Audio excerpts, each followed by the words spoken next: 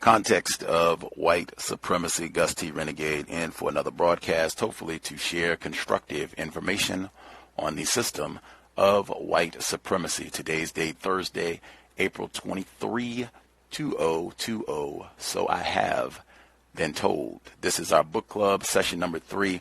Dr. Llaila O. Afrika, the late, depending on which version of the book you have, The Nutritional Destruction of Black People, Nutricide, several different titles for the book, just depending on which edit you have, easily in the running for the worst book of all time. I'm so disgusted with reading this book for a myriad of reasons. Name-calling black people on the very cover of the book that I have, name-calling black people throughout the text. We'll get some more of that this week. It's poorly edited. It's long list, not logical in points. Many things I could say. We had a person write in. Incidentally, I said something about this before. For people, you find something constructive in this book, you like this book, you are not going to enjoy the session if we're even able to continue reading this book. You're not going to enjoy it. If you're a fan of Dr. Afrika or whatever it is, you think The Nutritional Destruction of Black People is the best book ever, well, you're not going to enjoy. You might want to find another program. We had a person who wrote in. They said Dr. Afrika was a victim, so am I, and many others. His research led him to write Nutricide as a victim of white supremacy, hence VGQ. We should be consistent in observing the principle of VGQ because he wrote what he wrote. He made his contributions for 74 black years, but the system is still here. We keep learning every day, and no one is perfect in the issue of white supremacy and how to take it down as soon as possible and replace it with a system of justice. Yet it is important to point out flaws and misunderstanding to eliminate confusion and deception. VGQ. I will only say, pointing out, hey, this person is name-calling other black people repeatedly. It's on the front cover of the book. Hey, this book is poorly edited, which makes it difficult to read. Hey, at points, this book is quite illogical. You're talking about black people on the continent and their eating habits and black people in North America. Clearly, these two enormously different populations are not eating the exact same thing. It's not even going to be possible for them to be eating the same thing. So a lot of things that are being presented in this book are not logical, don't make sense, don't seem to be constructive. There would be many things. I'm not going to say, oh, well, VGQ, if you just want to go around and name call black people, VGQ, he said what he said. No, I'm going to point out that I think that is totally incorrect. That is not helping us solve this problem, and we've done a lot of this for a very long time. And incidentally, I do not think there would be any point at all to having a book club if all we're going to do is read a book authored by a non-white person, black person, victim of racism, to say, well, he said what he said. She said what she said. She wrote what she wrote, and on to the next book. That would be totally worthless if that's all we're going to do. The reason for having a book club is to critique, point out, wow, where is there a lack of logic? Where is this not making sense in what's being presented? Where is their name calling, which I think the same person who made the concept of VGQ also made the recommendation of not name calling. Again, if you're going to have a book club, I would hope there would be more to say than she said what she said, she wrote what she wrote, he said what he said, he wrote what he wrote. We have never done that for a book club. It's not going to start on this one, especially if it is a reprehensible text. It's quite a bit more to say than just, well, he's a victim, VGQ. No, we can start with, let's not name call, and then go from there. Watch out for the name calling this week. Big batch of that coming up again. Context of White Supremacy, easily one of the worst books ever. And in fact, this week, because they're talking about viruses, this I would have to consider. Now, what I say, this book is dangerous. You have to hear the part that we'll read this week, the part that we'll cover this week. Shorter reading session. We'll talk about that as well. Context of White Supremacy, our one and only audio session for the week. Whiteout. Whiteout, a white liquid used to correct black ink mistakes made on paper, is symbolic of Nutricide. Nutrition, or the science of how to nourish the body, mind, and spirit, is an African science. However, the majority of Africans are eating a Caucasian, disease-causing diet, and they are dying from it.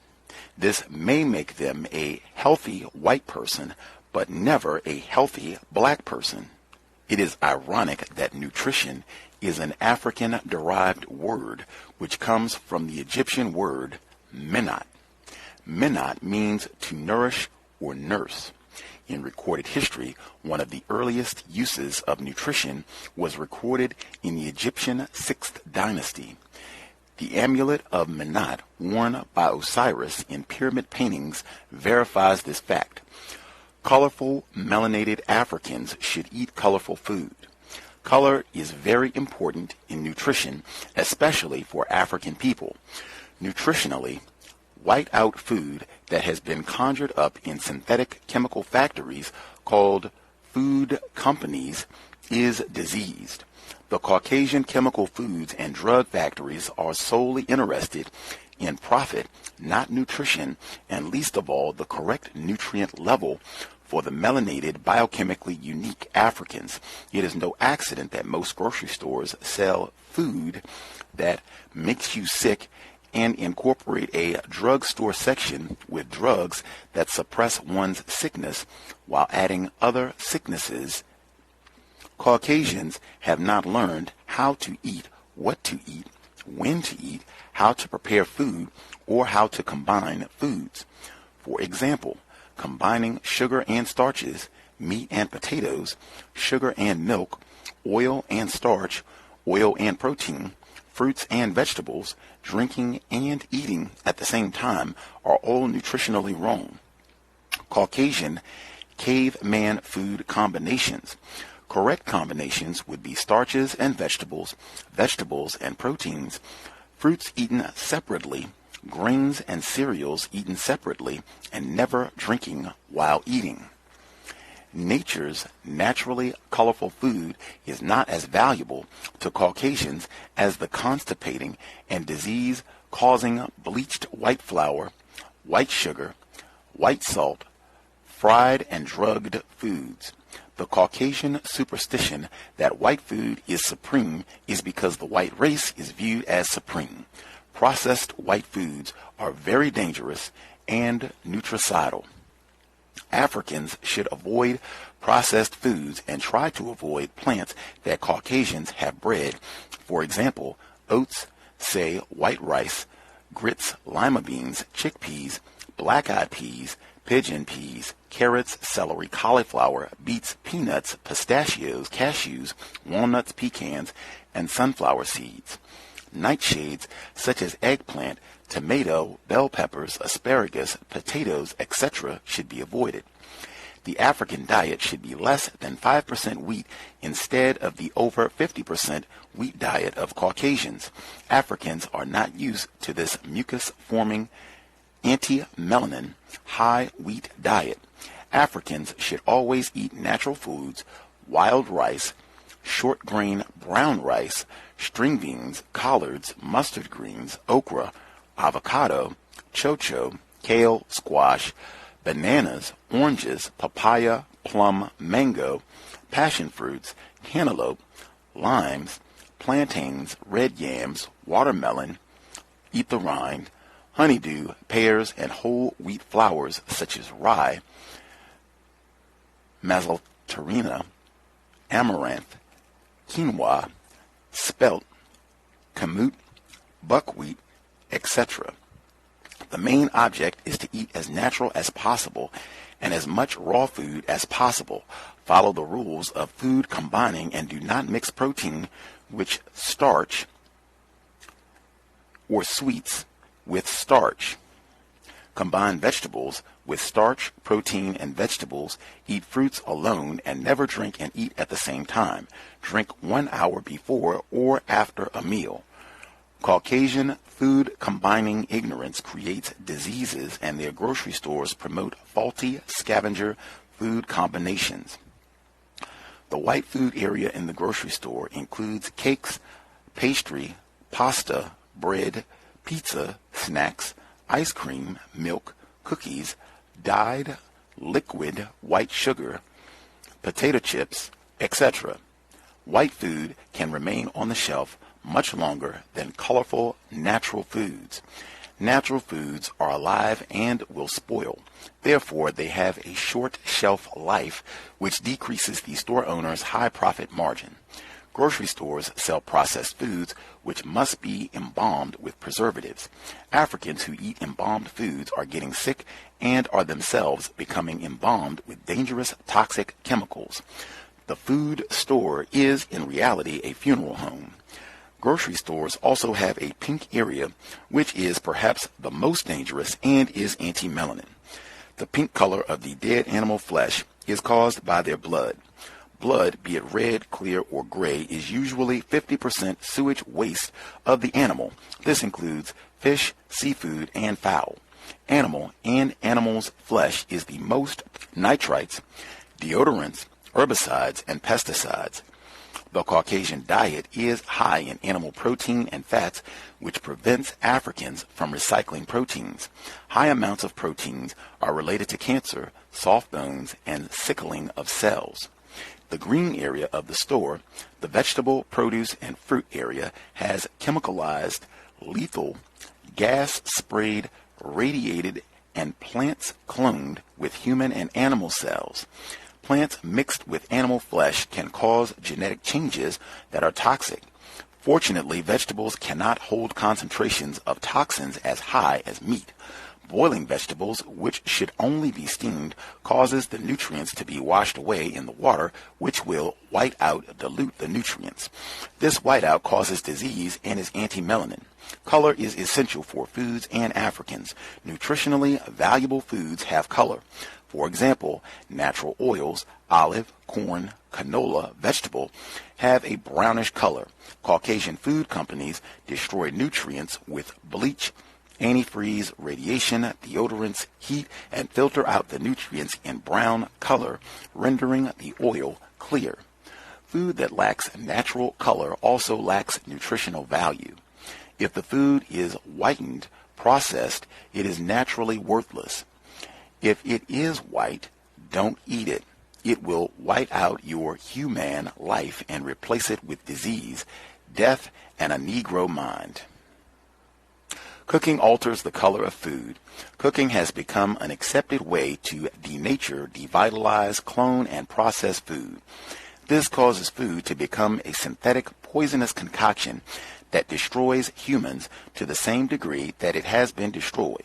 In other words, you destroy the food and the food destroys you. It is nature's revenge. Cooked food was never an accepted dietary tradition in ancient Africa. Cooking allowed the warmongrel Caucasian armies to carry their own food supply. This increased their mobility. Cooked foods have the lowest nutrient content and contain toxic inorganic irritants. Eating devitalized, dull-colored cooked foods caused African armies to become holistically weak and sick from food-caused diseases. Africans who eat dysfunctional, degenerative cooked foods are unable and nutritionally raped to use their melanin to fight white supremacy and diseases. The Caucasians forced the practice of cooking foods upon Africans. This food cooking habit started during colonialism, slavery, and the societal disruptive invasions of Africa. Caucasian invasions destroyed crops, farms, irrigation, and the agricultural trade system. This caused fresh and ripe foods to become scarce, and dried foods such as legumes had to be cooked or sprouted in order to be eaten. Ripe bananas, rice, millet, etc. are partially green and should be eaten when ripe, not when unripe. Unripe dried beans are basically half protein and half starch in nutrient content. When cooked while unripe, they are an improper nutrient combination of starch and protein.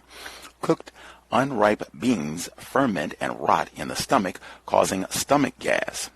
The Caucasian Information Age began with the race war invasion against Africa. The race war caused Africans to lose control of land, food, transportation routes, resources, agriculture, and their diet. Caucasians developed the cooked food habit to preserve food. Cooking enabled them to eat rotten and partially spoiled foods. Cooking food has caused Caucasians to be mentally sick, physically ill, spiritually perverted, and to have degenerative diseases. Cooking food destroys the quality and quantity of life. Over half the life expectancy is totally lost by cooking foods. Ancient Africans consumed an over 90% raw food diet and were free of disease.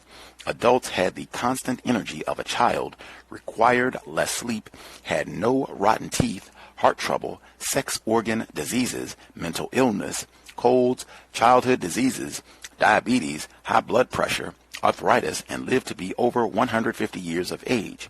Africans with high blood pressure believe they get the disease from picking up paper all day, i.e. paperwork, administrations, etc., while their enslaved ancestors on a mostly raw food diet did not get hypertension, high blood pressure, or stress from picking acres of cotton every day.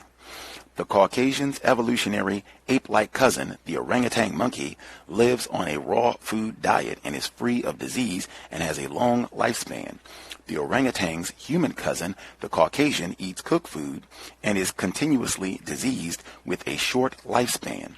There is no safe cooked food, be it an apple or spinach. All cooked food is anti-melanin and anti-life. Added to cooked foods are drugs such as salt, white sugar, cooking oil, or animal grease, vinegar, alcohol, synthetic dyes, preservatives, and toxic spices that irritate the digestive tract. Cooked food perverts the taste buds and chemistry of the body. This perversion causes the African to crave more dead, flavorful garbage, which erroneously is called cooked food. Cooking destroys the live enzymes, vitamins, minerals, proteins, fats, fibers, water, and carbohydrates within the food. The heat from the cooking process causes food nutrients to become inorganic, addictive, coarse, harsh, abrasive, poisonous, toxic irritants, which are deadly. For example, cooked organic calcium turns into a coarse inorganic dead type metallic crystallized sand, which makes it indigestible. Africans who eat cooked food turn into Caucasoid animated cesspool of walking liquid manure. Cooked proteins stick together in broken particles of acid.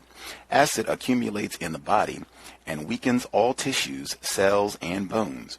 Cooked starches turn into an inorganic crystallized sugar and charcoal. Cooked oils turn into acid, trans oils, and coat the internal organs with slime, causing cells to stick together. Cooked starches and sugars ferment in the stomach, while cooked protein putrefies. They are not metabolized but are absorbed as irritants. Dead food feeds bacteria. Bacteria create more ammonia, acids, toxic gases, alcohols, vinegars, and poisons. Ironically, cooked food junkies season their food with the same addictive irritants the foods makes in the intestine produce, such as vinegar and acids. White sugar and white flour make vinegar and acids, and ammonia. Digestion is slowed down, hampered, constipated, and suspended by cooked food. Melanin deficiencies, malnutrition, stress, worry, anger, tension, fatigue, fear, white racism, anxiety, and frustration.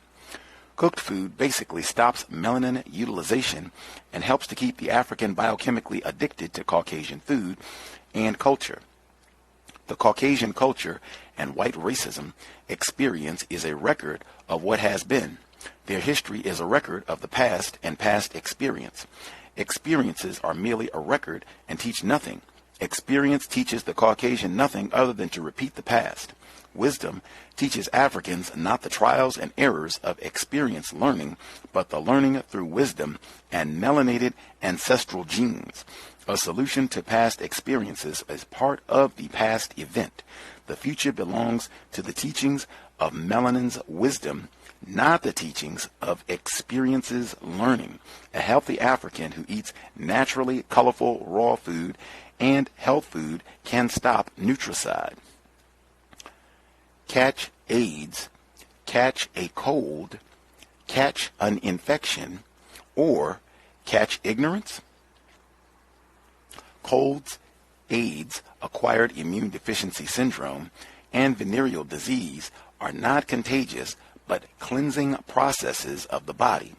Sores, warts, bumps, blisters, mucus, draining of the nasal passage and lungs, rashes, inflammations, lesions, ulcers, or mucus drainage from the genitals are the body's way of getting toxic waste and dead cells out of the body.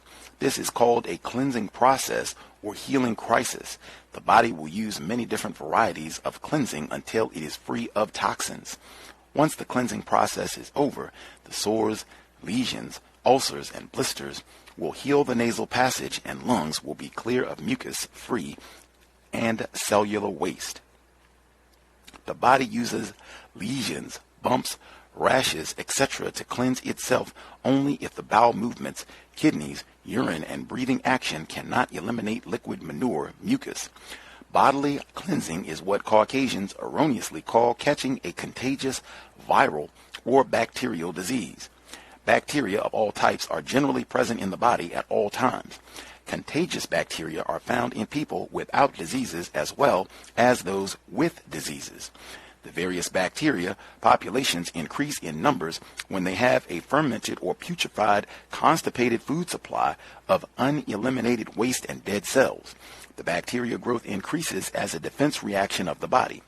They are activated when toxins and waste accumulate at a speed faster than the kidneys, intestines, liver, lungs, and bowel movements can keep pace with. Specific bacteria have a favorite fermented and or putrefied waste that it likes to eat. The Caucasians label the garbage disposal action of bacteria as the disease instead of labeling the cause of waste accumulations as the disease. They therefore treat the bacteria instead of eliminating the waste. Africans can die from Caucasian treatments of the disease rather than the disease itself. Drug treatment of a cold is estimated to kill over 20,000 people annually. A natural remedy for colds is to get bed rest, keep warm, and drink plenty of water. Usually within 2 days, the cold bodily cleansing is over. However, most Africans have more belief in Caucasian superstitions than the Caucasians. It is necessary that Africans stop trying to blame, scapegoat such a virus or bacteria for illness they themselves cause. Viruses and bacteria are not in conflict with the body. They mythologically demonstrate that disease is abnormal and that Africans nutricidally use food to destroy themselves. The African adoption of the Caucasian superstitious belief that a virus, bacteria, or germ causes a disease instead of the Caucasian diet is nutricidal. This belief forces the Africans to deny their hygiene, health science, a science that teaches that your food is medicine and medicine is your food. Food in Caucasian society is a cooked, synthetic, chemically polluted concoction put together to honor perverted taste buds and crazy superstitions rather than health. The African acceptance of the contagious germ belief denotes faulty reasoning.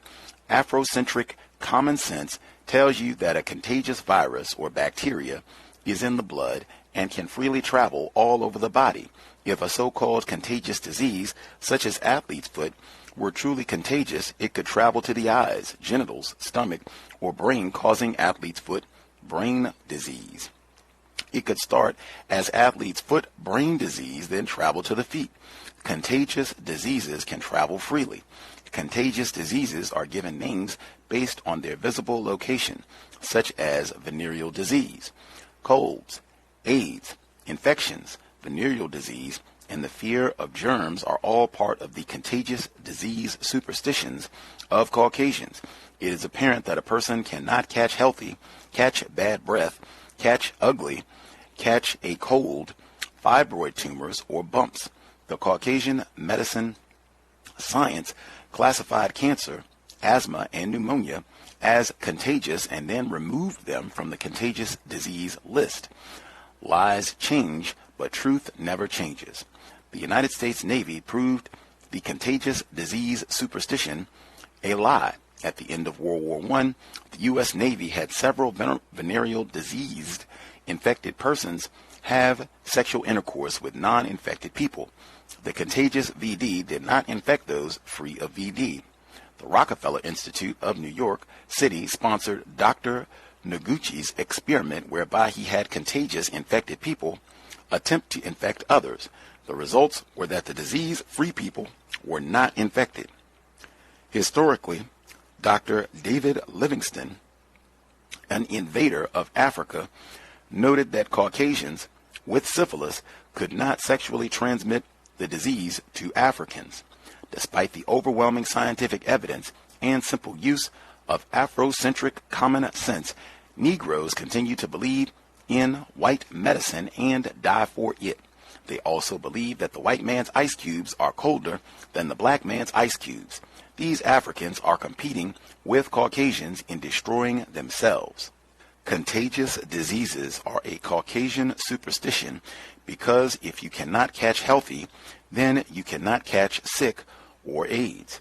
It is illogical for a person to be healthy enough to get a cold, contagious disease and then become sick enough to get rid of the colds. You cannot catch the weather, colds, hot, partly cloudy, storms, snow, etc.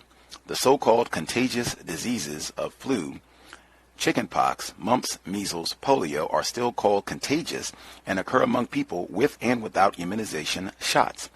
They recur year after year because the same diseased dietary practices are used year after year. A close look at a contagious disease such as AIDS can give clarity to this Caucasian superstition. An AIDS virus is a particle of a dead human cell. It cannot eat, reproduce, grow, move, attack you, or be attacked. It is not a plant or animal, and it is not alive. A virus is not active 1 month and inactive sleep the next, nor does it sleep between 2 to 5 years before it attacks a person. A virus is neither retrogressive or progressive. A virus is dead cellular particles. Dead cell particles come in all sizes and can pass through the pores of condoms. The body cells are constantly being produced and constantly dying. Therefore, it is easy to find a particle from a dead cell and label it a virus that caused a disease. The cells are composed of many organs called organelles, which are similar to the human body's digestive, excretory, respiratory, immune, circulatory, nervous, and reproductive systems. The cell has a melanated nucleus, brain. The cell's genetic code is within a cell organ called the mitochondria. Genetic information is stored on the mitochondrion DNA and RNA. It is the DNA and RNA of the dead molecule particles that are labeled the AIDS virus. What is called AIDS is a cleansing process of the body, and what is called a virus is a dead cell particle.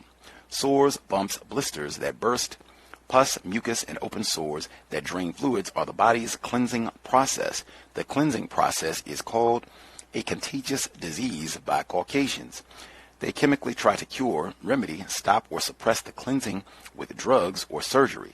The body gets overloaded with toxins, waste, and dead cells and drains them out via the lungs, navel cavities, skin, and genitals. If the kidneys and intestines fail to get rid of waste and toxins, the body cleanses by using pustules, rashes, vesicles, diarrhea, lesions, fevers, colds, sweats, yeast, tumors, etc.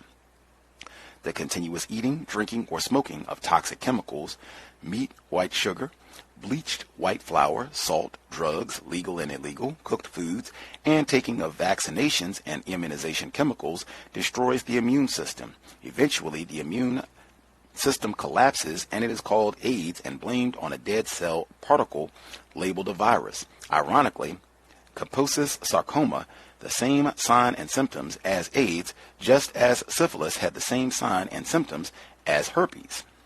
The change of labels for diseases is based on the Caucasian economic profits gained from the treatment of sick people.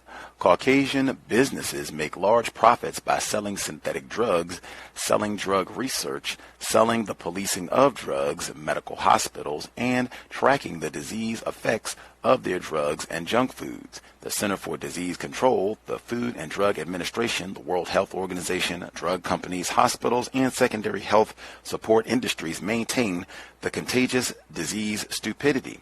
If they cannot blame a disease disease on a virus, they blame a bacteria. They create and maintain the public's fear of an evil virus and bacteria in order to sell medicines. All types of soaps, antibiotic deodorants, toothpaste, creams, lotions, and greases, all of which have not stopped an attack from contagious germs. The bacteria are present in the body at all times. They are essential for maintaining health and food digestion. African people have the largest variety of bacterial flora in their digestive systems, which allows them to metabolize food more efficiently. Various bacteria help to eliminate waste toxins and neutralize impurities. A specific bacteria likes a specific type of food to eat. A nutricidal African eats like Caucasians and eats 50% more wheat than can be accustomed to, should be less than 5% whole wheat. This causes specific bacteria to increase in numbers and become out of balance with the bacteria-flora community. This creates a subclinical disease condition in Africans and limits melanin recycling ability. This weakens immunity, which alters the cleansing reflex, causing waste to accumulate, resulting in a cold, mucus congestion. Africans constantly catching colds are constantly committing the same Caucasian dietary error over and over again. There are approximately 20 million Americans who have contagious colds each day. It is never explained why the contagious bacteria or virus does not kill the remainder of the population, or why this contagious bacteria does not travel to the feet, brain, genitals, or heart, causing colds of the brain, genitals, or heart. If a cold were truly contagious, it would destroy the entire body, as there is no medicine to stop it. Caucasian medical science admits that it has no cure for the cold. This can only mean that the common cold should have killed all people. Added to this, Caucasian medical science tells people they can catch sick bacteria, but not strong, lively, healthy bacteria. Healthy bacteria could cause a person to catch more good health. The only good thing a person can catch is ignorance, if they believe the contagious disease superstition of the primitive Caucasian culture. Africans cannot compromise their health and be healthy. They cannot accept part of the Caucasian health science without getting damaged from part of that science. The contagious disease religious belief supports the Caucasian fear of germs, and this fear economically supports the industries that produce chemicals to kill essential germs on and in the body, with toothpaste, antibiotic soap, deodorants, feminine hygiene sprays, douches, foot spray, deodorizers, antibiotic sprays, lotions, and shampoo. This supports the belief in purified, processed foods. They do not trust nature, nor do they trust Africans, because Africans are too close to nature in thought, behavior, spirit, and culture. Africans and Caucasians may take herbs and eat food, but Africans metabolize herbs and food differently and express diseases differently. Do not mistake similarities to mean sameness. The physical or mental similarities between the black and white races do not make them of like humanity or like in approach to health. For example, one can identify the many similarities or commonalities between the organizational structure, training, and discipline of the United States military and the African liberation armies. However, their similarities do not make them united in purpose or united as one. They are, by definition and belief, totally against each other. There are also similarities between the Caucasian religions and African spirituality and African science and Caucasian science, but by definition they are directly opposite each other. The health science view of an African moves from harmony to harmony, while the Caucasian moves from conflict to conflict. For example, in a disease process, some tissue of an organ may get overloaded with toxins or waste, and the body's immune reflex moves to get rid of the toxins or waste. The African health scientist calls this a cleansing process. The Caucasian defines this as the body attacking itself or in conflict with itself. A person may accidentally put another individual's bacterial fluid into an open sore or the mouth. Bacteria can be transported from one individual to another. The foreign bacteria enter the body, and the body has a chemical reaction. This chemical reaction is similar to the rejection of an organ transplant. The African identifies this as a cleansing reaction, while the Caucasian calls it catching another person's contagious bacteria. The African Africans must honor their unique difference and know that there is no such thing as a contagious disease, or else they will remain in a disease state and move from one sickness to another sickness. There is nothing to catch but ignorance. The Caucasian defines contagion and his sexuality as normal. However, disease is abnormal and Caucasian sexuality is abnormal. Caucasians are sexually aroused because they are sickly. Their sexual behavior and diseases are an expression of sickliness, which they blame on their myth of contagiousness. Their definition of sexually contagious diseases overlooks that sex for them is a disease reaction. Caucasian sex operates on a bodily response to a disease condition created by food consumption, ignorance, famine, and wars. The Caucasian race prematurely begins sexual activity, puberty, and reproduction at an early stage in the lifespan because they are holistically sickly. Africans who follow the Caucasian junk food diet, prescription and non-prescription drug use, and lifestyle also begin sexual activity at an early age. Caucasians have sexual intercourse primarily to act out mental conflicts and to satisfy feelings of control, inferiority, ownership, and power, as well as to perform self-hatred sexual perversions. Early sexual activity is a symptom of a sickly race. A race with constant mild to severe degenerative diseases is on the verge of extinction. Normal reproductive sex begins approximately between 18 to 20 years of age or later. Ovulation and sperm production normally starts between 14 to 18 years of age. However, a sickly race will have abnormally early ovulation, low sperm counts, sexual perversions, and pregnancies beginning at 9 to 12 years of age. Premature reproduction is a species survival mechanism. This species survival mechanism is triggered in sickly insects, animals, and plants. This gives rise to the saying that a plant that is sickly will reproduce quickly. Early sex among a species with degenerative diseases and excessive non-cyclic sex is harmful and causes diseases. Disease such as arthritis, rheumatism, hardening of the arteries, varicose veins, constipation, or low levels of testosterone can prevent the orgasmic contraction of the prostate, uterus, and vagina.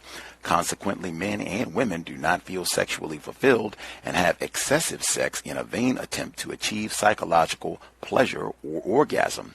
A nutrient-weak prostate can swell and contract quickly, causing premature ejaculation.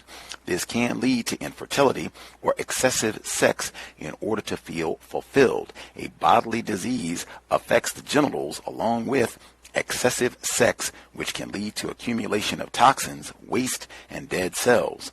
The genital organs can become an outlet for impurities and have a cleansing reaction, which is erroneously labeled VD or AIDS. Added to this, increased sex and premature reproductive ability is a post-ice age and post-war species survival response to increased numbers of people. The ice age and war exterminated a large number of people. During the Ice Age, Cold Age, famines, Ice Age wars, world wars, race wars, and Caucasian internal wars, an adrenaline response is required. Adrenaline is a hormone that the body releases to give extra energy and alertness for a fight or flight response to anger, disease, stress, frustration, depression, fear, danger, or white racism.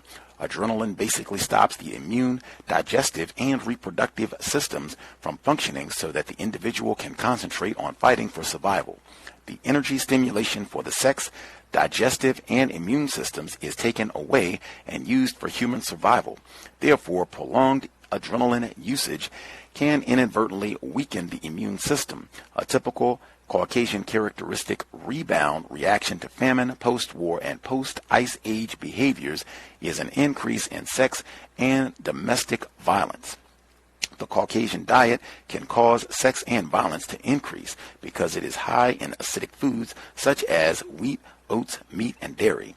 Foods cause mental and physical illness by draining the body of nutrients such as calcium, potassium, magnesium, manganese, vitamins A, B, C, D, E, K, and amino acid. Acidity weakens the primary tissues and muscles of the eyes, heart, ears, arteries, veins, and secondary muscles of the body. Muscles use carbohydrates, not protein, as fuel.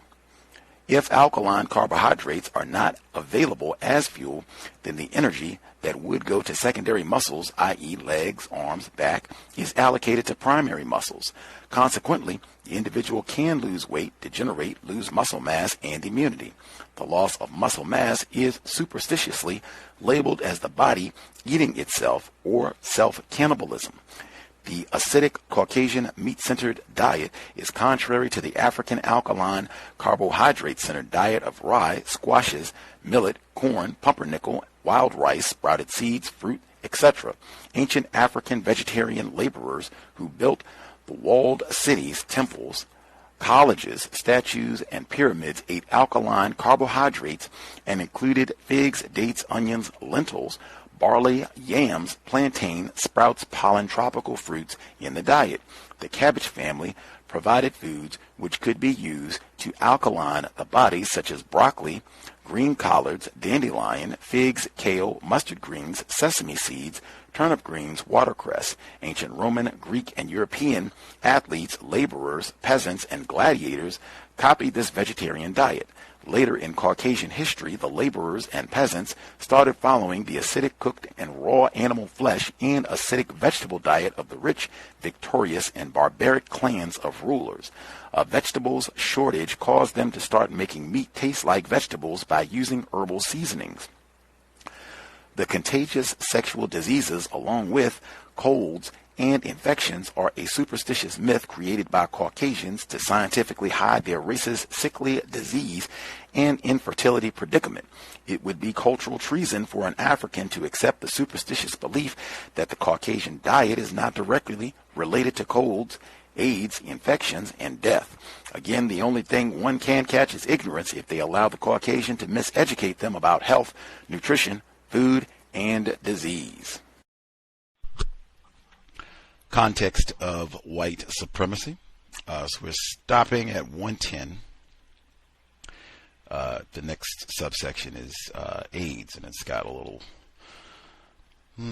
list, causes of AIDS positive tests, and then it gives a list, and then it goes, Center for Disease Control data indicates false positives, 83% for the AIDS test, but that's where this little section ends. For me, this is page 110 going over to 111. So it has this list that starts at the bottom of 110 and it goes over to 111. All of this is still in chapter 2. Looks like it's probably maybe halfway through chapter 2. I'm not sure. Somewhere around there. Anywho, Context of White Supremacy, Dr. Llaila O, Afrika, the Nutritional Destruction of Black People. We had listener wrote in, I forgot to read it last week. Get it in now. Important because he did mention something about the forward, which I wish I had included earlier on. So he writes, from last week's reading, I think the forward section of the text was not read during last week's audio segment. It was not. In that section, the author states, I may refer to African Americans as Africans. His explanation for combining them together is that the health of all Africans is controlled by diseased Caucasians. Also in the foreword, the author explains his limited use of Caucasian references from what he describes as the scientific plantation and information colonialism. From the archive broadcast, I think listeners had some questions regarding these issues. In spite of the author's explanation, I suspect the combining of the terms African American will be a source of confusion throughout the text. Indeed. From this week's reading. Number 1, there were many concepts in this week's reading that I'm trying to process. Family as the first technology. Not sure if the African view of technology is clearly defined in comparison to the Caucasian definition. The melanin-solar connection. African American family as a central holistic force. African marriage is a marriage of families, ancestors, elders, spirits, and community. Family is medicine. The author implies that family technology or return to traditional African family structure can counteract Nutricide. I am not convinced that the author has provided evidence that this can be achieved in a global system of racism, white supremacy. Number 2, The author posits a theory that Caucasians are psychotic and insane due to chronic lack of nutrients as a result of leaching of minerals from the soil during the Ice Age and cooking of food, which additionally removes nutrients. He characterizes racist behavior as insane. This seems to be at odds with the work of Dr. Welsing, who often challenged the notion that mental illness was the cause of racist man, racist woman, and racist child's behavior. She did. Number 3. The author has an extensive discussion regarding his theory of the importance of the pineal gland. In one section, he states that in Caucasians, the pineal gland is calcified in 60 to 80%. Calcification indicates inactivity. However, in Africans, the pineal gland is 5 to 15% calcified, inactive. I think it would have been valuable to have a specific reference for his conclusions. His combining of Africans and African Americans made this section confusing for me. Interesting book. I look forward to hearing what others think about it. Much obliged. The foreword, I did not have a copy of this book at all when we read the first week. I said repeatedly, we had a female investor. She is the only reason we were able to begin reading this book. She's the only reason we were able to begin it on time, because I didn't have a copy at all. You just had to pick something else, until I got my copy in hand. So she was extraordinary in doing the audio, but yeah, I don't think she read the foreword. I had a PDF, and I included the dedication. I read that. I guess I'd have to look back again to see if I had the foreword as well. And I know it does, there is a slight, just a little bit of variance depending on which version of the book you have. So that contributes as well. But at the end of the day, if I had had the book in hand, I would have probably read that forward, just because I do think that's important, him addressing that he uses African and African American together. Just that is addressed in the forward, as well as his comments about not including references, because that's something that we brought up already. Having read that in the forward now, I still would have been making the same comments, but at least he does have that on the record. So much obliged. Yes, I wish we had included the forward as well. If you have the book, you can, it's not very long. It's like, 2-3 pages. Pretty quick. You can go. But it is definitely worth, checking out to move forward. Anywho, I was not going to say anything else about this really quick.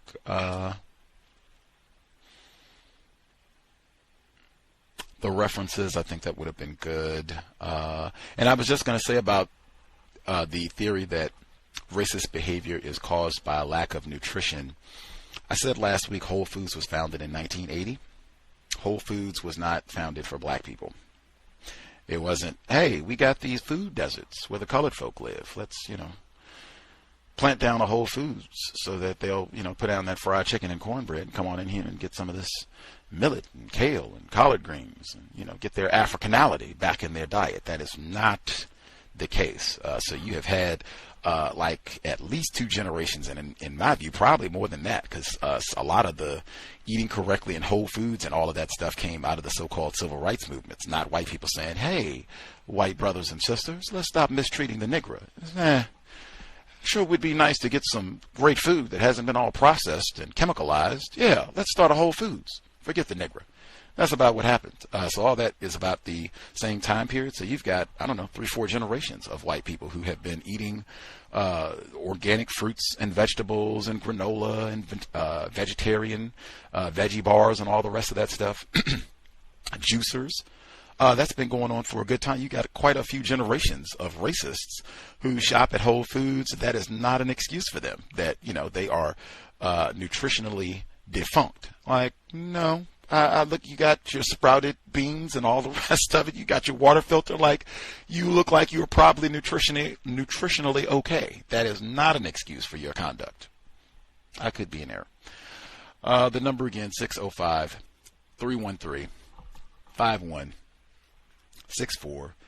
The code 564943 pound. Press star 61 if you would like to participate. Again, we had our one and only audio session for this week. I was going to get our money back for the canceled Toronto retreat from the Airbnb site, and I was having all these problems logging in, and the Rona stress, everything else. And I was like, what the hell? Literally yelling at the screen, like, what the hell?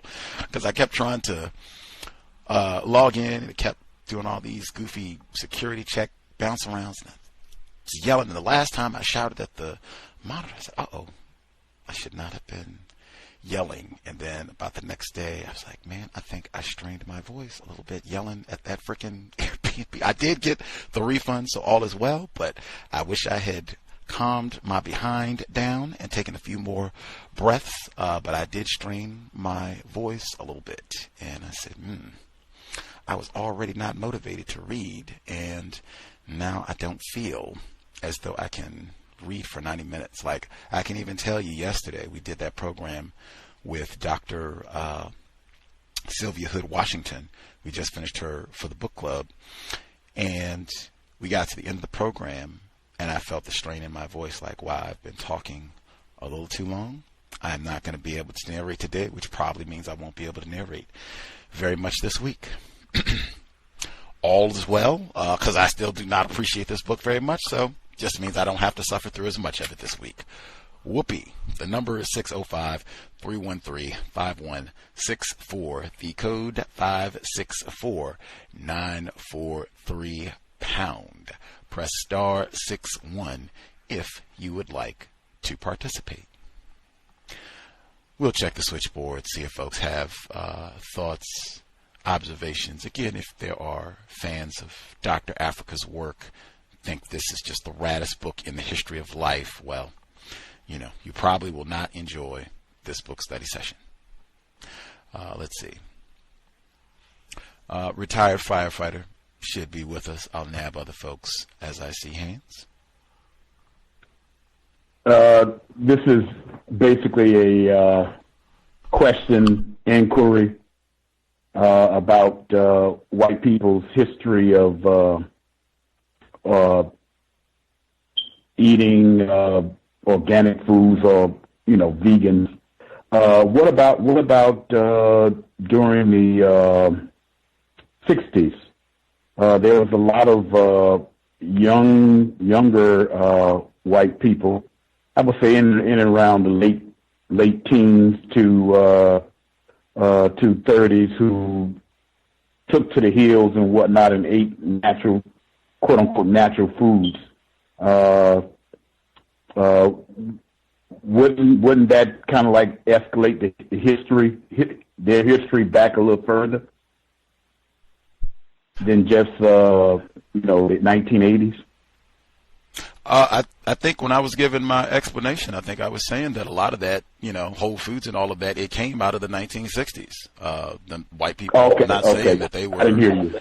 That they were going to go help the Negro and end racism. Them saying, "Oh, forget that. Right. We want to eat healthy, and let's get some great tomatoes, and I'd like some cabbage and cauliflower." And I said that's exactly where Whole Foods, and in California is Berkeley Bowl and all of those little health nut shops, and you can go and get all the organic produce and stuff. That's where a lot of that stuff came out of, is the 1960s. So that I addressed that. I was saying that you've got probably a good 3, 4, 5 generations of white people who have been eating that sort of food, and they still practice racism. So it certainly would not adequately explain their conduct. Some of them call themselves, or what's called, hippies. Right. From my understanding. Mm-hmm. Yeah. Mm-hmm. Okay. Yeah. Was that it? Yeah. The different documentaries on that subject or close to that subject, they kind of like bragged about it, how they, healthy diets and along with some probably some marijuana and some LSD along with it, but as far as the food the food intake is similar to what is called today healthy food, vegan type of diet. As far as what and by now, those white people are in their 70s. early to mid 70s, or maybe late 70s, somewhere around the age of Dr. Llaila, somewhere around his age. Yep, absolutely. Like I said, seems like they are still dedicated to the system of racism, even with all of the proper nutrients and what have you in their diet. Absolutely.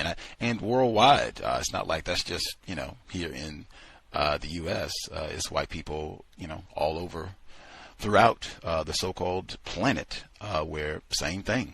Yeah, let's eat better. We want to get, food that doesn't have all the poisons in it and high nutrient content, and not going to have us eating McDonald's.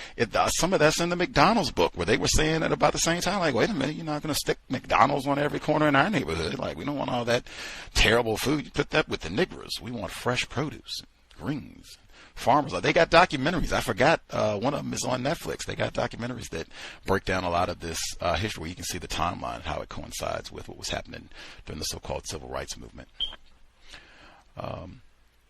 Let's see. I'll share a few of the notes that I have. We'll keep an eye on the switchboard if folks have any thoughts that they would like to share. He said this a few times in the text that we should avoid plants that Caucasians have bred, but he doesn't explain what that means. Like, even if you don't want to give a reference, like, there would have to be more detail about what does that mean, foods that Caucasians have bred, because they grow all kinds of foods, directly, indirectly. So what specifically about this list of foods that he gives, vegetables that we should avoid? Because he's got some, like cauliflower I just mentioned. Generally, beets, peanuts, carrots, peas, which chickpeas, garbanzo beans. Why? But he doesn't give a reason as to why. That's one where I said a lot of points in this book where I feel like there should be more detail than there is provided. Let's see. Because then he goes on and he gives another equally long list with fruits and vegetables, and it's like white people breed and produce a lot of these products as well. Brown rice, papayas, plums, mangoes, cantaloupes, plantains, red yams, watermelons. White people breed a lot of these products too. So what would be the distinction for avoid this group, don't avoid this group? It's not provided for me. He does include eat the rind. That is something that I have seen repeatedly. I didn't even know until I think very recently, like within the last 2 years or so, very recently, that you can eat the entire watermelon, and that the rind does have a lot of nutritious properties. It's considered in the same family as like cucumbers, and you obviously can eat the entire cucumber. It's thicker. People just eat the sweet part, but yep, you can't eat the whole rind, and it's very nutritious.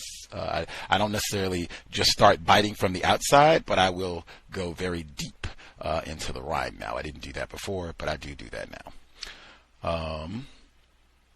Let's see. It's supposed to be a natural cure for erectile dysfunction, so I've been told. And I think that one has been verified through research.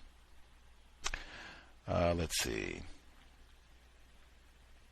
And he says consuming plantains, that's good, unless I've been misinformed. Plantains generally have to be cooked. You can't eat those raw. And in addition, because, I guess it could be black people, Africans, not being in touch with their Africanality and all the rest of it. But I've lived in a lot of places where black people go to grocery shop, and you might have a really difficult time getting plantains and passion fruit, papaya, plums, avocado. I know as someone who grew up on the East Coast that I did not start eating a lot of like fresh avocados until I moved to the West Coast, because I just don't remember them being as plentiful. Avocados are pretty easy to obtain in California, and they're cheap. You can get like organic avocados for not, a lot cheaper than you can in many other places, because they grow right there in California, Mexico, even in Washington State. You can get avocados here for much, much cheaper than you can in a lot of other places if they are available at all. control of your food production. He says, the main object is to eat as natural as possible and as much raw food as possible, period. That is one I can bang. That makes a whole lot of sense. That is articulated in many, many, many, many, many other books on food and health and nutrition. It seems that one has lasted for some decades, where the same basic tenet. Cooking is a form of processing, but trying to do little cooking, eating fresh fruits, organic, fresh fruits, vegetables. Obviously, I promote being plant-based, vegan, but eating fresh fruits and vegetables and whole wheat items, legumes, you can get your nuts and what have you. That's what I've been doing for quite some time now. Has worked well for me, lots of other folks. Big advocate of that. It does not have to be very difficult to eat well and eat foods that you enjoy. Let's see.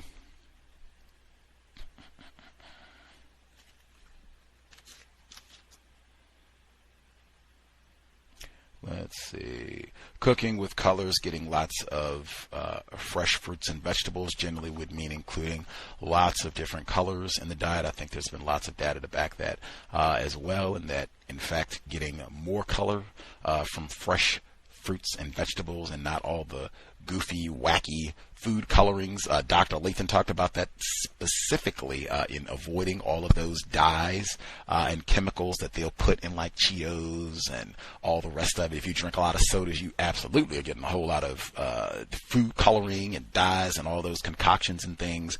Even meat products a lot of time. I know like salmon and some other things that they'll use food coloring to give it that pink color, because sometimes it'll be white or it'll be a different color, the salmon. Getting color from natural fresh produce, getting those greens in, the cabbage, the collard greens, the squash that he talked about. You can get some of those yellows and all of that.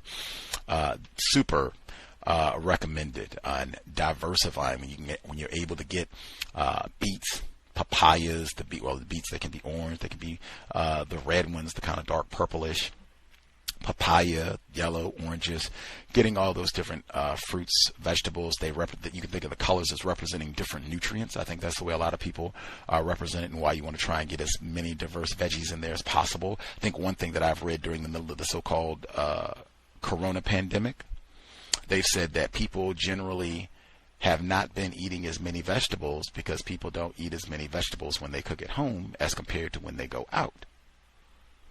I had never heard that before. But I, sat with it for a moment and thought of the way that I used to cook and shop before I was plant-based vegan. And I said, oh yeah, that is absolutely true. Feel like I was not going through with some diverse rainbow of fruit. Yes, let me get my chard and my kale and broccoli and cauliflower and beets and all the rest of it, and a nice rainbow of it. Not at all. Let's see. He says that, let me make sure I get the whole thing. Cooking alters food.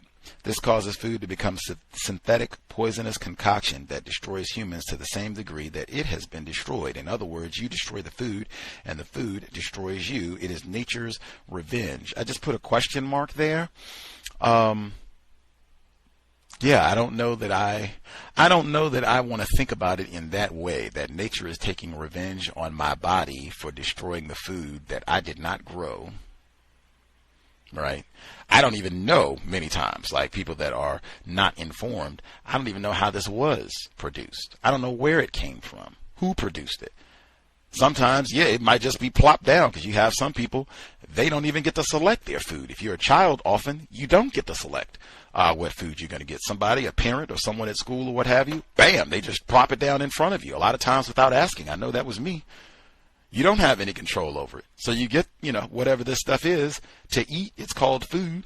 And then it's revenge on me, because that's what happens for a whole lot of folks. All of these problems with Nutricide, it starts as a child. So nature is taking revenge on a child? That's just not the way that I would think about it. It's you are a victim. You are being exploited and mistreated. And it starts even before you're born and just continues all the way to the grave, whether it's going to be a long time or a short time. But people lying to you, even lying to you about what food is, what you should eat. And then they don't give you access to the quality foods. They make it really expensive at Whole Foods. And then they might give you nasty looks if you go in there. Let's see. Okay, the portion catch AIDS, catch a cold, catch an infection, catch ignorance. Now, this is the portion that I was talking about, like, now this might be dangerous. We're in the middle of the so-called COVID pandemic. I know we have a significant number of cows listeners. You don't believe that that's the case. No problem. Talk about that on the compensatory calling. No problem. The guest that we had on this week, Dr. Sylvia Hood Washington, Professor Llaila E. Randall, both authors, victims of racism, both black females. They were both with us the last 2 days. They did not take that position. This is serious. They encourage that we take it seriously. As such, I would have to seriously think now, wow, saying there's no such thing. Bodily cleansing is what Caucasians erroneously call catching a contagious viral or bacterial disease. Now I have to think about that. Wow. Now we're in the middle of this worldwide. It's not like this is just a U.S. thing, North America thing. This is worldwide. The entire continent of Africa is responding right now to COVID-19. They are not taking the position that we are within our Africanality, our African diet and our African mind, and that is foolishness about some contagion, and the body is just going through a cleansing process. That is not the position that they're taking at all. They have closed their borders. They got locked down. In fact, they have federally coordinated plans in places like South Africa and Uganda and Nigeria. All over the continent, no one has taken the position that, oh no, this is just bodily cleansing. There's no virus. What am I to make of that? Moving, and again, I am not a doctor. I do not have all of the medical expertise of Dr. Sylvia Hood Washington, Llaila Randall.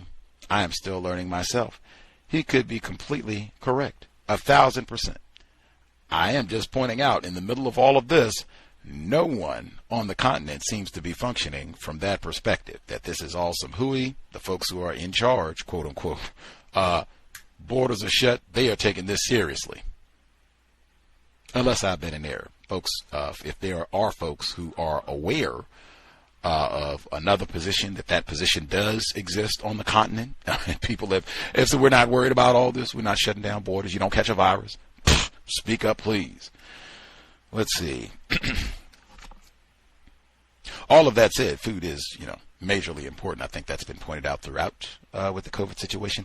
That's why we're reading this book. They have been talking about obesity. That has been very clear and central worldwide in what has been said about this. Folks who are eating bad foods and a whole lot of nonsense and Cheetos and dyes and things that are edible and are not even food. You're not eating the plantains and chard and kale and broccoli and cauliflower. That's not on your menu for every day. Oh yeah, you probably are going to have some difficulties with this. Let's see.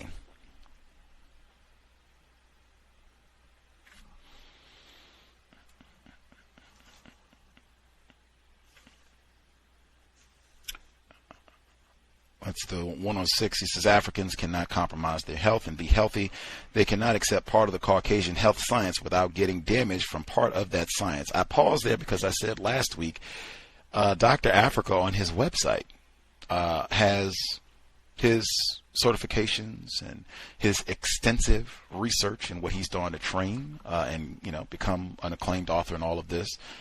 Fantastic. However, it seems that he has studied with some white people. I don't know if that qualifies as accepting white science. There are white people who teach about and talk about some of these same concepts, particularly with food and not cooking and raw diets and all of that. It's a lot of white people who add it. It's not black people like looking like Dr. Afrika who are filling up Berkeley Bowl and Whole Foods. Not that they don't have black stores like that, but I mean, it's lots of white establishments like that. So it's a lot of white people that talk about that, and it seems he may have studied with some of these folks.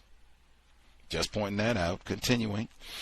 The contagious disease religious belief supports the Caucasian fear of germs, and this fear economically supports the industries that produce chemicals to kill essential germs on and in the body with toothpaste, antibiotic soap, deodorants, feminine hygiene sprays, douches, blah, blah, blah. I do think that that is hugely important. I think this country, the so-called U.S., I think we spend like more money on like deodorants and a lot of the products that he mentioned than a lot of places, and doing all these things to like control the body. I do agree with that component.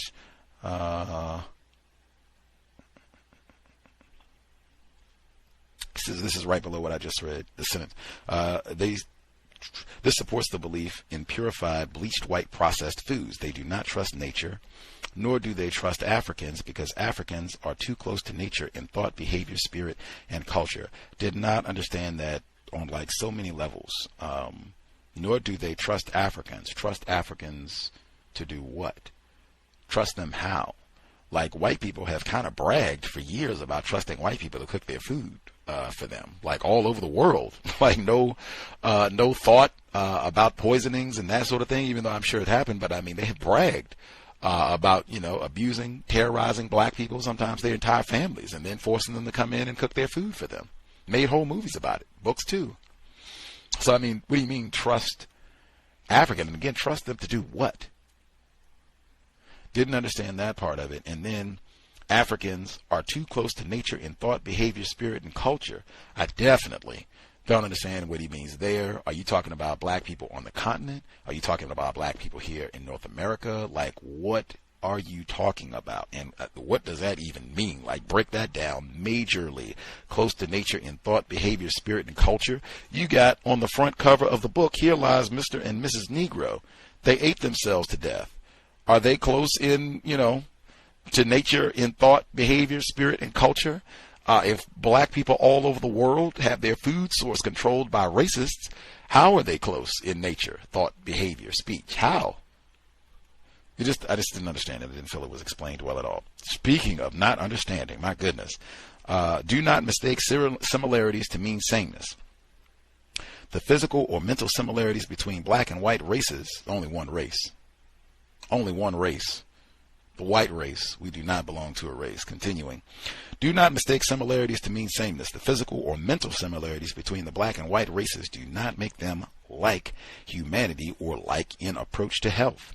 For example, one can identify the many similarities or commonalities between the organizational structure, training, and discipline of the United States military and the African Liberation Armies. Halt. What are you talking about? Like that? For somebody who says, man, when folks make comparisons and analogies, pause. Let's evaluate the comparison. One can recognize, I got to read this one slow. One can identify the many similarities or commonalities between the organizational structure, training, and discipline of the United States military and the African Liberation Armies. Period. I would not know where to begin citing similarities, commonalities in the structure, training, and or discipline of the United States military and the African Liberation Armies. I don't even know what, where, who, African Liberation Armies, even to compare to the United States military. Like, are you out of your mind? That's the type of thing where I'd say, wow, like, I don't even want to read this book. Like, there is no comparison at all. Like, what are you talking about? Anybody in the known universe who can step forward and even begin to explain such a comparison. What? What? The United States military. If you're talking about the United States military and maybe North Korea,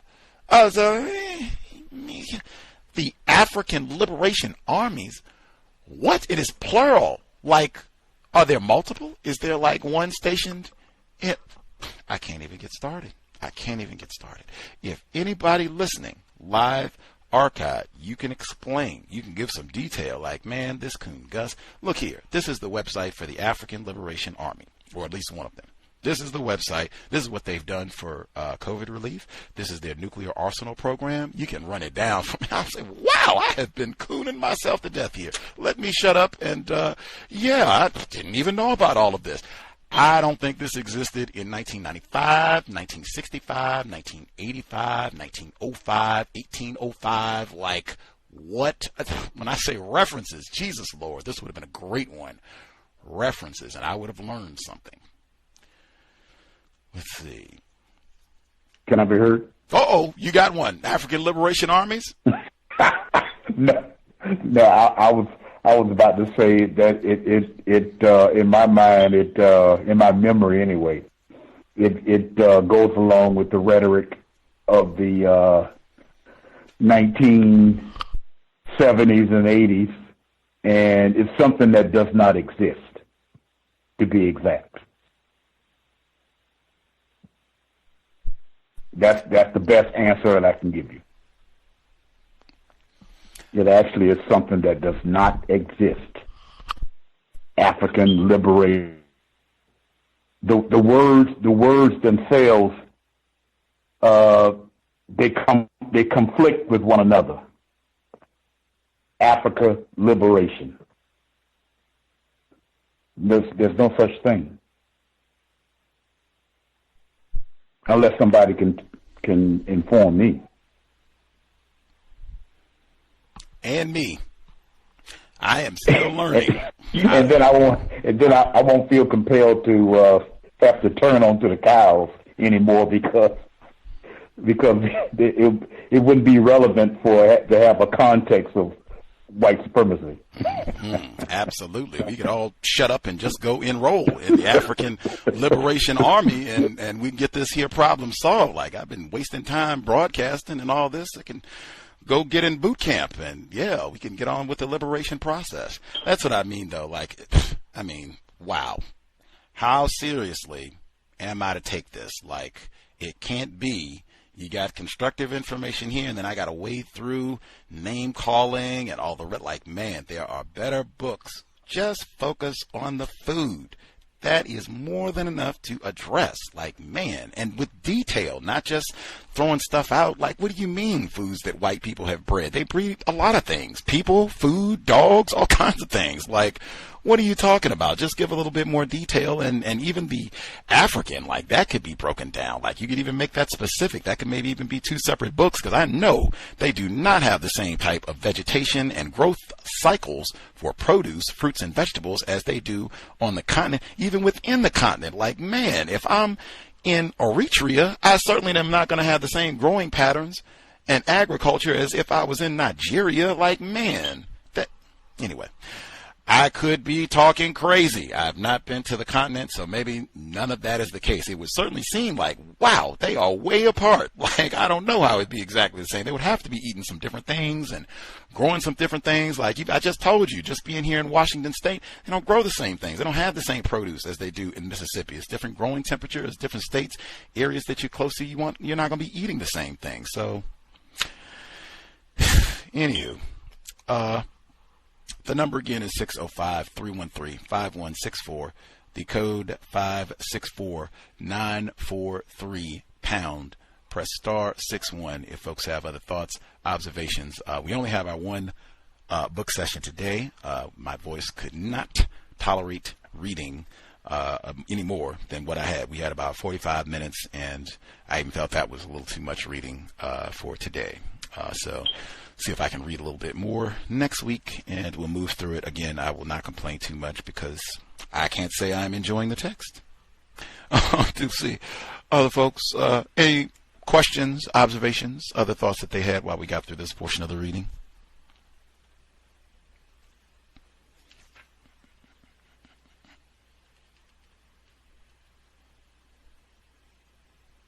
I had not heard the phrasing before. A plant that is sickly will reproduce quickly.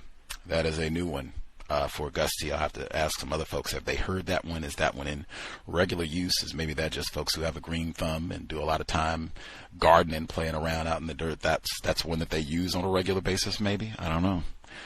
Let's see.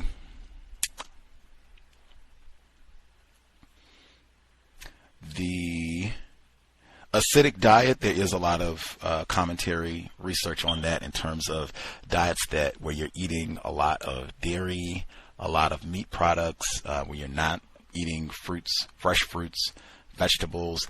There's quite a bit of anything that you like, books, documentaries, reports online, blogs, journals, all of that, supporting that, and trying to really, that can be an environment that can breed illness and disease when your body is really acidic and you're not eating healthy foods, and particularly keeping a lot of waste in your body. You talked about that as well.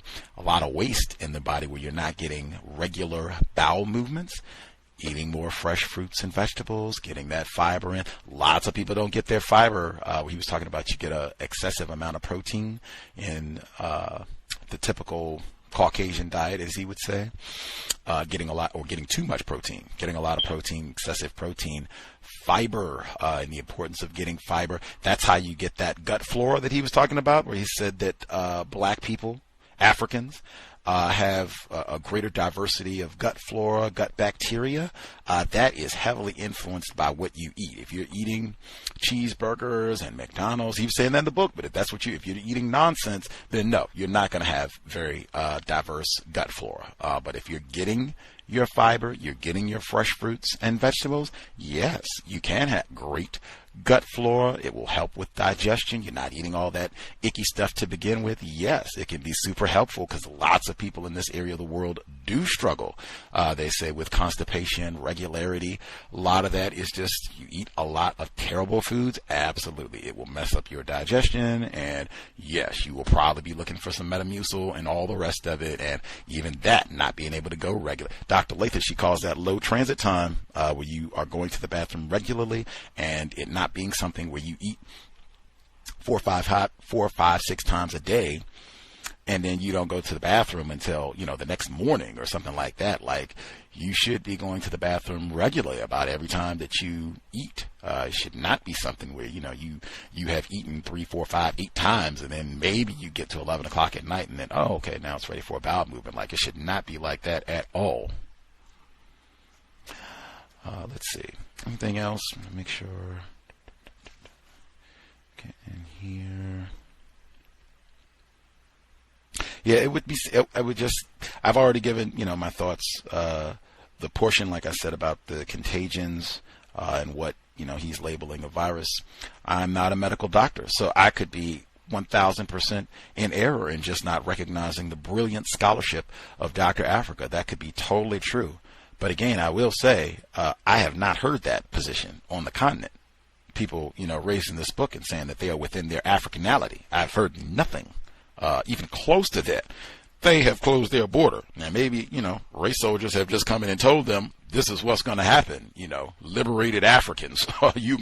It could be, but it doesn't seem like that. It seems like they have had their own, little plan about this and saying we are taking this seriously. We are closing the border down, and that's that. We're having mandatory stay-at-home orders and all the rest of it throughout the continent. I don't know. That would at least have to be something to give pause. Maybe they are not in their African mind. Maybe they have a different understanding of what this medical situation is. Anywho, we are on 110, I think. Make sure. I know we'll pick up at for our study session for next Thursday. Yeah, basically 110, 111. That's what we'll pick up at in the middle of chapter 2. We've read about 25%, a little more than 25% of the book. Man, I don't know. I'm not feeling continuing, but I do not like starting a book and then not finishing it for the book club. So we'll try and see if we can stick it out and persevere. Hopefully my voice will be feeling better and I'll be able to get back to reading for a normal duration for next Thursday. But we'll see how it goes. If anybody has any information on the African Liberation Armies, if you have been enrolled, if they came to give you masks, or water assistance during the COVID-19 pandemic, man, you need to speak up and have video. That would be great so that we can see it directly. That would be awesome to hear. We should be here tomorrow for Neutralizing Workplace Racism, 8 p.m. Eastern, 5 p.m. Pacific. Catch up on how all of the craziness with the virus is continuing to impact the workplace. I know for some people, with the reopenings that are beginning, depending on where you are located, or at least talks of reopenings, this has meant, figuring out how folks are going to return to the workplace. That has provided another opportunity for codification for folks to take their safety seriously and say that we're not just going to be all willy-nilly back in the office and, high fives and hugs and kisses and all that. Like, whoa, let's slow down. And in fact, maybe we can have a protocol to stagger the return of employees so it's not overpopulated, and we'll still do our social distancing and all the rest of it, like being proactive about that in your workplace. We'll talk about that tomorrow, 8 Eastern, 5 Pacific. Compensatory call-in this Saturday, 9 p.m. Eastern, 6 p.m. Pacific. We'll review what has gone down the last 7 days on the planet. Wow. Crazy times.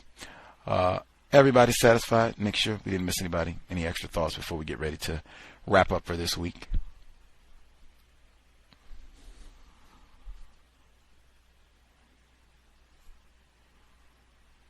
Spectacular. Hopefully you can use your extra, hour and a half constructively for the evening. Hope it was worthy of your Thursday evening. We'll be back in about 24 hours for Neutralizing Workplace Racism. Sobriety would be best. I think that is also a contributor to a more acidic body. Not drinking alcohol, drinking fresh water. Helps with those bowel movements. I forgot that totally. Talking about transit time. Got to drink water. If you're going to the bathroom, drink more water. We do not need spirits and liquor and beers and all the rest of it. Drink more water. Take care of your brain computer. That will help with a whole lot of things in terms of health and well-being.